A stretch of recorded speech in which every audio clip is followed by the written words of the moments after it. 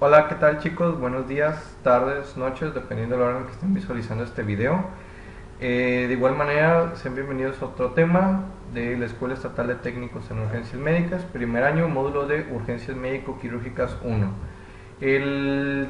Los dos temas que vamos a ver el día de hoy hablan sobre la enfermedad gastroesofágica y la dispepsia funcional, que en ocasiones suele generar un motivante de consulta al presentar el paciente dolor abdominal.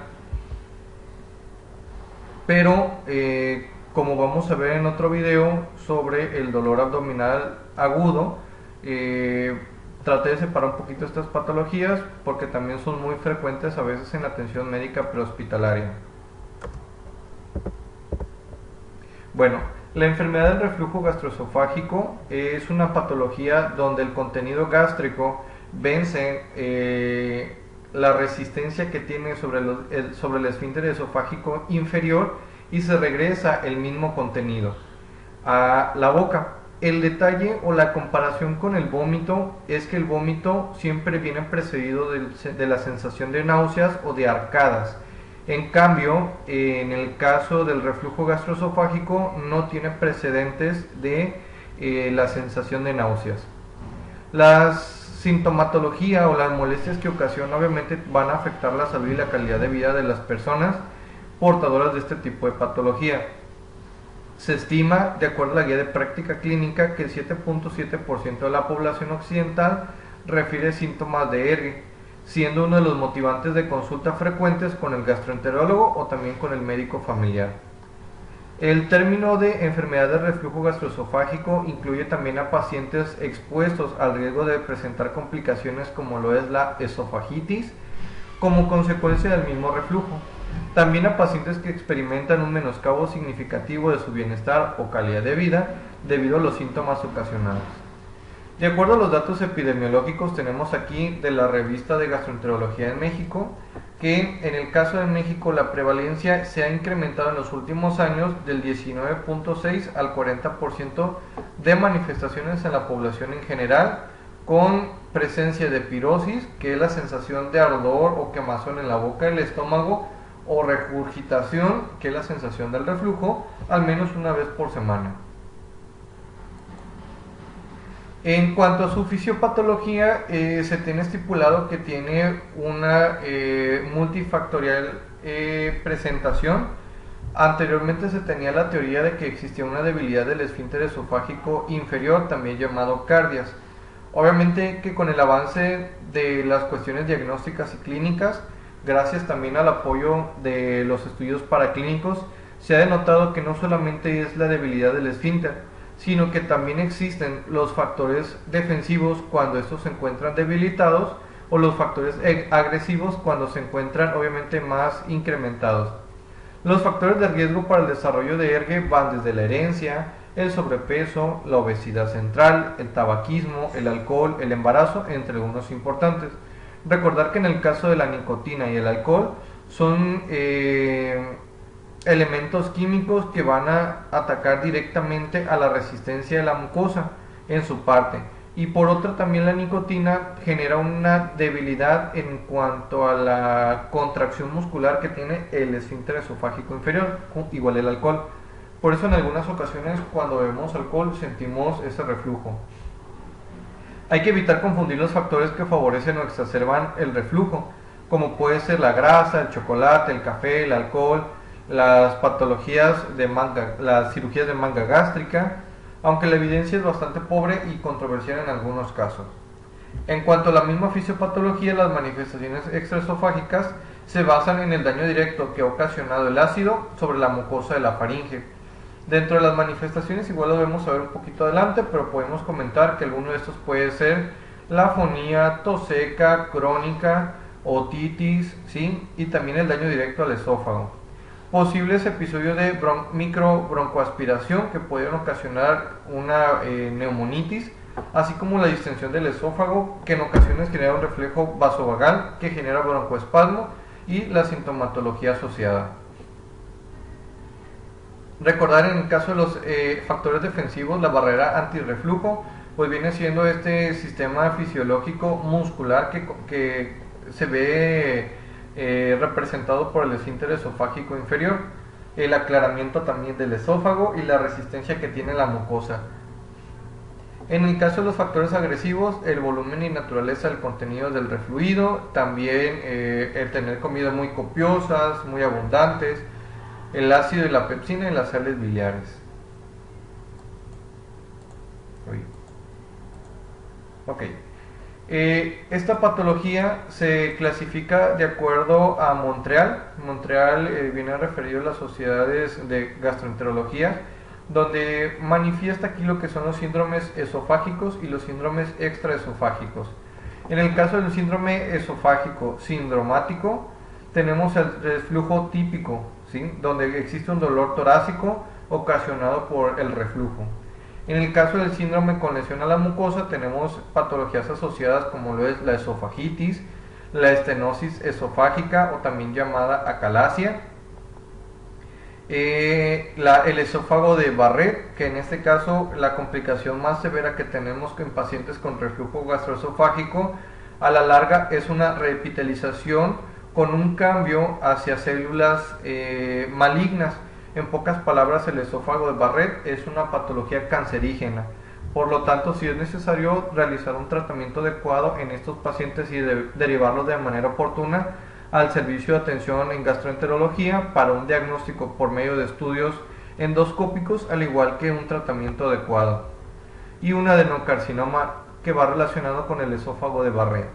Las manifestaciones asociadas extraesofágicas va desde la tos por reflujo, que viene siendo una tos seca crónica, la laringitis por reflujo. En el caso de la tos y la laringitis, en ocasiones se exacerban y hay que preguntarle al paciente si la exacerbación es antes de comer o después de comer.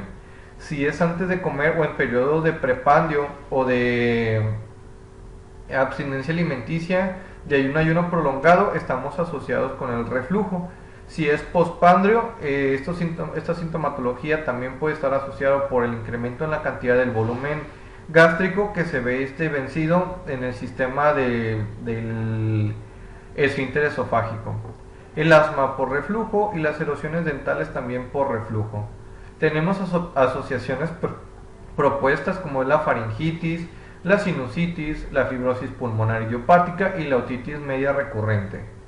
Se reconocen en el caso del ERGE 3 fenotipos variantes que pueden ser diagnosticados.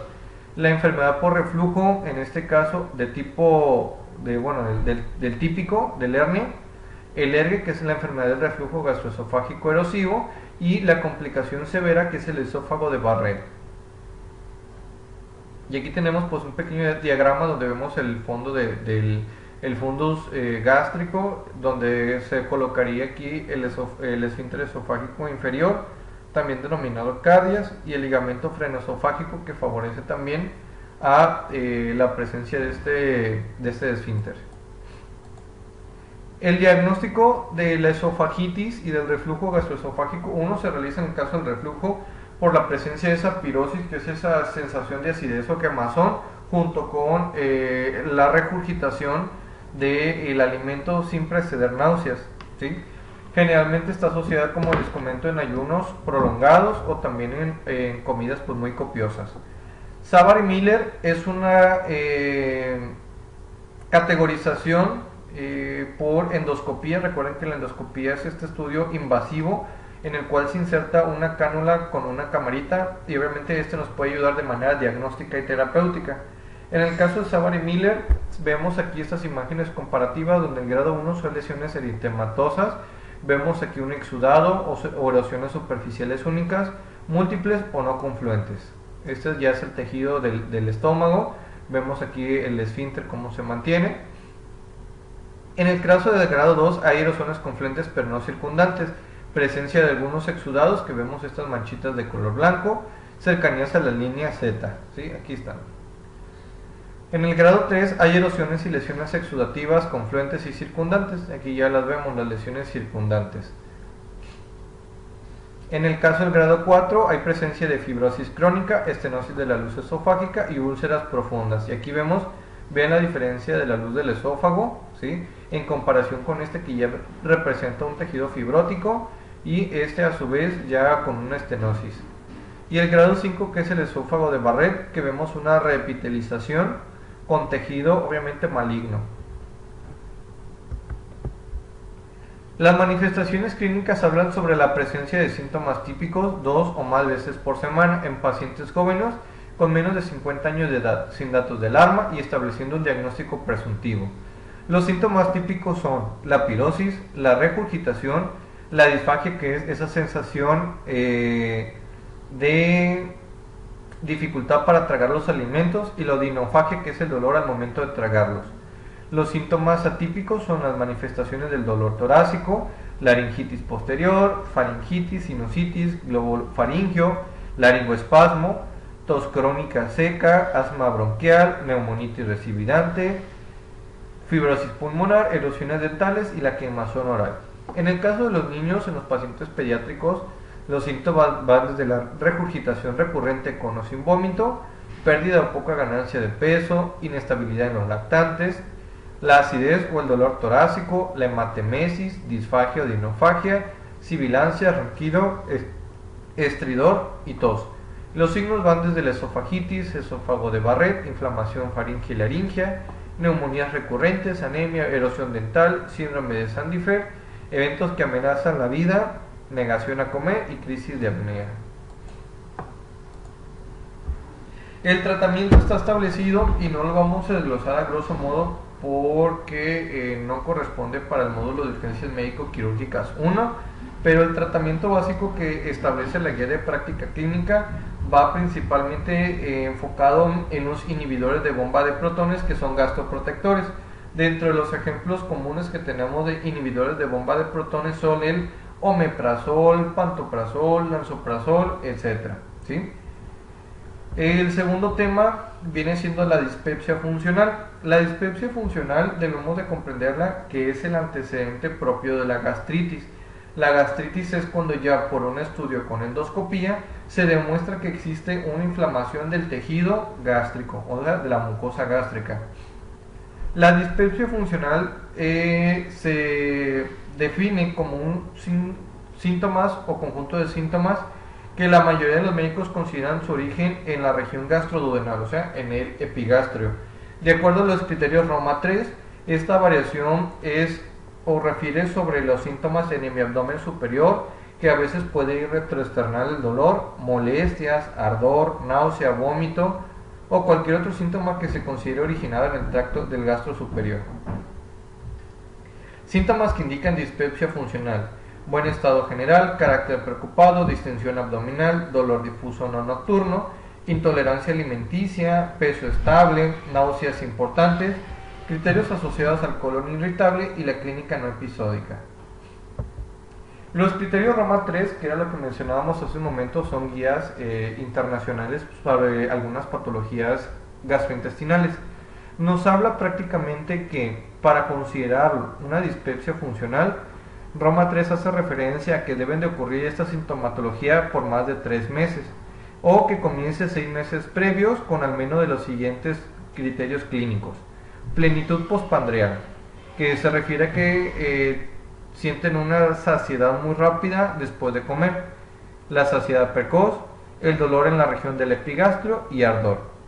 En ausencia de síntomas estructurales que estos se incluyen por endoscopía digestiva alta, hablamos de que este también se puede clasificar de dos maneras: el disestrés postpandreal, que habla de una plenitud postpandreo, aparición que se sigue a una comida convencional o al menos varias veces por semana, y la saciedad precoz, que evita terminar una comida de manera regular y ocurre al menos varias veces por semana. En el caso del síndrome del dolor epigástrico, nos habla de un dolor urente, intermitente, localizado en la zona del epigastrio, de intensidad al menos moderado o grave, mínimo una vez por semana. No es generalizado o localizado en regiones abdominales o torácicas, no está relacionado con la defecación o flatulencias y no cumple criterios de trastorno de la patología vesicular o del esfínter de Oddi.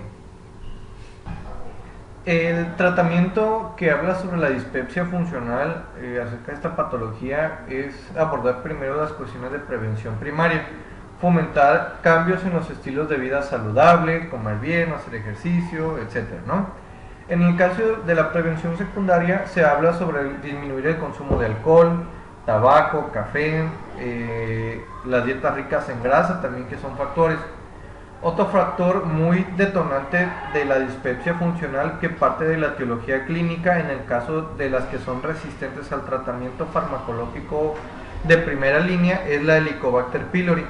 La Helicobacter pylori es una bacteria la cual genera un cambio en la mucosa gástrica, favoreciendo en este caso a un desgaste e irritación de la misma, que de manera crónica va a propiciar la gastritis, y esto a su vez si se llega a complicar en úlceras o perforaciones.